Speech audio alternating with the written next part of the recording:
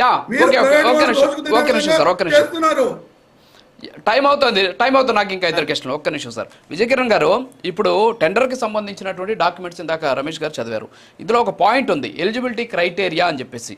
ఈ ఎలిజిబిలిటీ క్రైటీరియాలో selected bidder shall establish a charitable trust before the effective date అని చెప్పేసి చాలా క్లియర్గా ఒక పాయింట్ పెట్టడం జరిగింది. అంటే ఒక చారిటబుల్ ట్రస్ట్ని వాళ్ళు ఎస్టాబ్లిష్ చేయాలి. అంటే చారిటబుల్ ట్రస్ట్ అంటే లాభాపేక్ష లేనటువంటి వ్యవస్థకి ఇస్తున్నాం అనేటువంటి అంశాన్ని ఇక్కడ పెట్టడం జరిగింది. ఇది కరెక్టా, రాంగా, రైటా? దాని గురించి చెప్పేస్తే క్లోజ్ చేద్దాం. మళ్ళీ అరుణ్ గారితో మాట్లాడి క్లోజ్ చేసేస్తా, టైం అవుతుంది. సార్ పూర్తిగా సార్ ఈ పీపీపీ విధానం పేదలకి, ఆంధ్ర రాష్ట్ర ప్రజలకి నాణ్యమైన వైద్యాన్ని, విద్యని అందించేటువంటి అద్భుతమైనటువంటి కార్యక్రమం.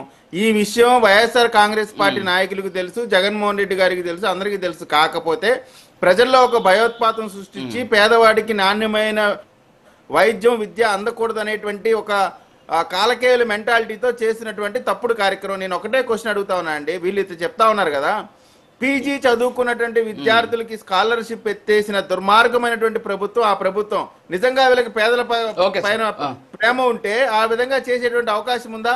9,000 స్కూళ్లను మూసేశారు, 27 పథకాలను తీసేశారు. అంటే చేయాల్సిన దారుణాలు అన్ని పేద అరుస్తా ఉన్నారు. నేను చెప్తా ఉన్నా, ఏ గవర్నమెంట్ హాస్పిటల్కి వెళ్ళినా వ్యక్తి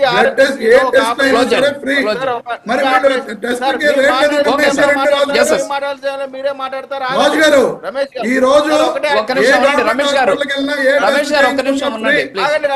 రేట్లు ఎందుకు నిర్ణయించారు?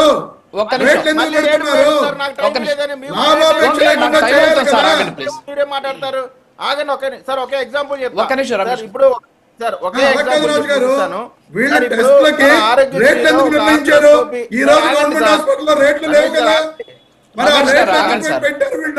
దానికి సమాధానం చెప్పండి. ఒక్క నిమిషం సార్, రమేష్ గారు ఆయన మాట్లాడేవ్వండి సార్. వస్తాను, ఆయన మాట్లాడేవ్వండి.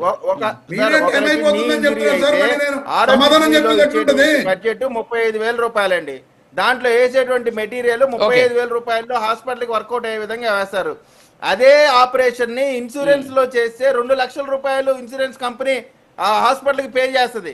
అప్పుడు ఆ పేషెంట్ కి నాణ్యమైనటువంటి మెటీరియల్ వేసి అతనికి ఇబ్బంది లేకుండా ఫ్యూచర్ లో కూడా ఎటువంటి కష్టం రాకుండా చేసేటువంటి కార్యక్రమం ఆ కార్యక్రమం.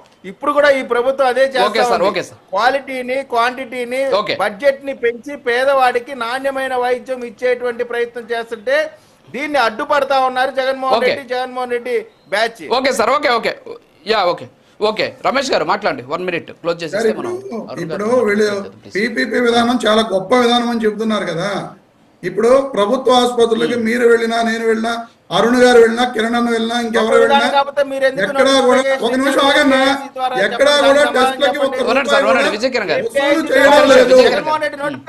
అరే ఆపన్నా, ఆపు, నువ్వు మాట్లాడినప్పుడు ఆగాను కదా.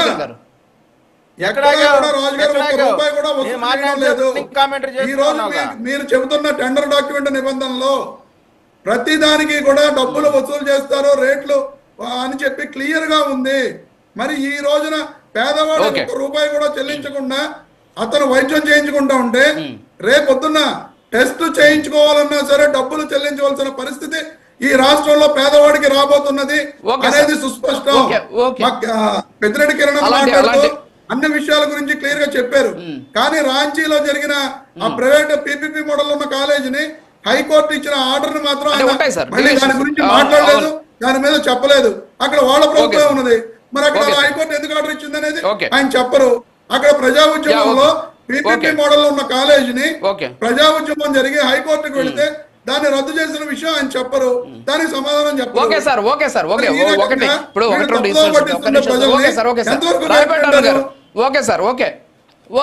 ప్లీజ్ రాయపాటి గారు క్లోజ్ చేయండి madam please.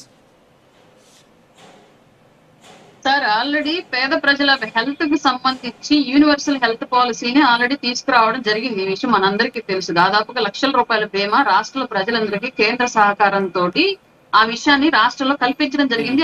Last latest assembly సమావేశాలు కూడా ఆ విషయం మీద పెద్ద ఎత్తున చర్చ జరిగి దాన్ని ఆమోదం చేసుకోవడం జరిగింది. సార్, ఇక్కడ పేద ప్రజల హెల్త్ కి సంబంధించి గతంలో వీళ్ళు ఎలా అయితే ఆరోగ్యశ్రీ అని చెప్పి తీసుకొచ్చుకొని వీళ్ళకి కనీసం బిల్లులు కూడా ఇవ్వకుండా నంబర్ ఆఫ్ ఆ లింక్డ్ హాస్పిటల్స్ మూతపడడానికి కారణమయ్యారు మనందరికీ తెలుసు. కానీ ఈ రోజు ఆ సిచ్యువేషన్ లేకుండా ప్రభుత్వం పేద ప్రజల హెల్త్ పట్ల పెద్ద ఎత్తున దృష్టి పెట్టి బీమాను తీసుకొచ్చింది. దానికి అసెంబ్లీలో కూడా ఆమోదం చేయడం జరిగింది. ఇప్పుడు మెడికల్ కాలేజీల సీట్లకు సంబంధించి కూడా జీవోలో క్లియర్ గా ఇచ్చారు ఎన్నేళ్ల పాటు ఎంత అమౌంట్ సంబంధిత పెట్టుబడి పెట్టినటువంటి ట్రస్ట్లు ఏవైతే ఉన్నాయో వాళ్ళు నడుపుకోవచ్చు, ఎంత అమౌంట్ వాళ్ళు ఛార్జ్ చేయొచ్చు అని చెప్పేసి. దాంట్లో మళ్ళీ పేద ప్రజల కోసం ఎంట్రీ టెస్ట్ లో ఫ్రీ సీట్ల కింద కేటాయించేటువంటి భాగం ఎంత, అలాగే వాళ్ళ కోటా కింద తీసుకున్న భాగం ఎంత అనేది క్లియర్ గా ఆ జీవోలో ఉంది. దాని ప్రకారం పెట్టుబడి పెట్టినటువంటి వాళ్ళు తీసుకున్నటువంటి అమౌంట్ ఎంత అనేది కూడా బహిరంగంగానే తెలిసిన విషయం.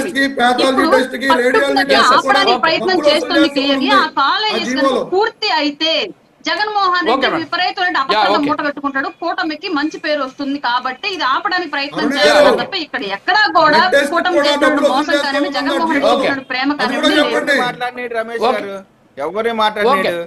ఓకే సార్, ఓకే క్లోజ్ చేద్దాం. Thank you. Okay sir, okay, thank you. Rayapati Arun గారు, కారమంచి రమేష్ గారు, విజయకిర్ గారు, పెద్దిరెడ్డి రవి గారు, థ్యాంక్ యూ వెరీ మచ్ అండి డిబేట్లో పాల్గొన్నందుకు. సో ఓవరాల్గా చూస్తే పబ్లిక్ ప్రైవేట్ పార్ట్నర్షిప్ అంటే ప్రైవేటు ప్రభుత్వ భాగస్వామ్యంతో ఏర్పాటు చేసే మెడికల్ కాలేజీల వల్ల వాస్తవంగా చూస్తే ఇప్పటి వరకు కూడా సక్సెస్ రేట్ ఎక్కువగానే ఉంది. ఎందుకంటే కేవలం వైద్య విద్య కాదు, అనేక రకాలైన అంశాలు మనం చూస్తున్నాం. పబ్లిక్ ప్రైవేట్ పార్ట్నర్షిప్లో ఏ విధంగా అభివృద్ధి చెందాయనేది మన కళ్ళ ముందు కనిపిస్తున్నటువంటి అంశం. మరి ఎందుకు వైఎస్ఆర్ కాంగ్రెస్ పార్టీ ఈ అంశంలో ఏమైనా సరే వాళ్ళు సెల్ఫ్ గోల్ వేసుకుంటున్నారా అనేటటువంటి అనుమానాలు కూడా వ్యక్తమవుతున్నాయి. 108 కావచ్చు, నేషనల్ హైవేస్ కావచ్చు, అలాగే కొన్ని మెమోరియల్ హాస్పిటల్స్ కావచ్చు, అంతెందుకు మొన్నటి వరకు కూడా చాలామంది పెద్ద వాళ్ళు చదువుకున్నటువంటి ఎయిడెడ్ స్కూల్స్ కావచ్చు. సో ఇవన్నీ కూడా ఒక రకంగా చెప్పాలంటే పబ్లిక్ ప్రైవేట్ పార్ట్నర్షిప్ అనే చెప్తారు. మరి అలాంటి పరిస్థితుల్లో నడిచినటువంటి అన్ని కూడా సక్సెస్ అయినటువంటి పరిస్థితుల్లో మరి ఇది ఎందుకు సక్సెస్ కాదు అనేటటువంటి ఆలోచన వాళ్ళు చేయడం లేదేమో అనేటటువంటి